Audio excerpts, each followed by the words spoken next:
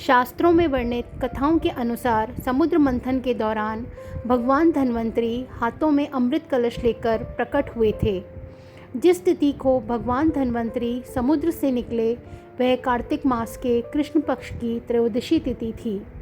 भगवान धन्वंतरी समुद्र से कलश लेकर प्रकट हुए थे, इसलिए इस अवसर पर बर्तन खरीदने की परंपरा चली आ रही है। भगवान धन्वंतरी को विष्णु भगवान का अंश माना जाता है और इन्होंने ही पूरी दुनिया में चिकित्सा विज्ञान का प्रचार और प्रसार किया।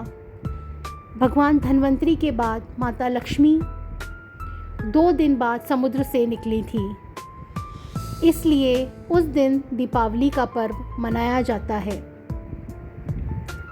इनकी पूजा अर्चना करने से आरोग्य सुख की प्राप्ति होती है।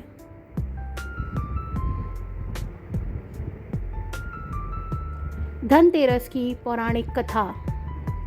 एक बार मृत्यु के देवता यमराज ने यमदूतों से प्रश्न किया कि क्या कभी मनुष्य के प्राण लेने में तुमको कभी किसी पर दया आती है? यमदूतों ने कहा कि नहीं महाराज, हम तो केवल आपके दिए हुए निर्दोषों का पालन करते हैं। फिर यमराज ने कहा कि बेझिझक होकर बताओ कि क्या कभी मनुष्य के प्राण लेने में दया आई है? तब एक यमदूत ने कहा कि एक बार ऐसी घटना हुई है जिसको देखकर हृदय पसीज गया। एक दिन हंस नाम का राजा शिकार पर गया था और वह जंगल के रास्ते में भटक गया था और भटकते भटकते दूसरे राजा की सीमा पर चला गया।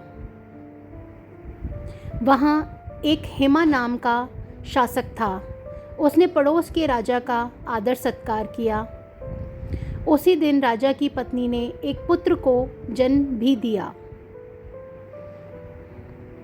ज्योतिषों ने ग्रह नक्षत्र के आधार पर बताया कि इस बालक की विवाह के 4 दिन बाद ही मृत्यु हो जाएगी। तब राजा ने आदेश दिया कि इस बालक को यमुना तट पर एक गुफा में ब्रह्मचारी के रूप में रखा जाए और स्त्रियों की परछाई भी वहां तक नहीं पहुंचनी चाहिए।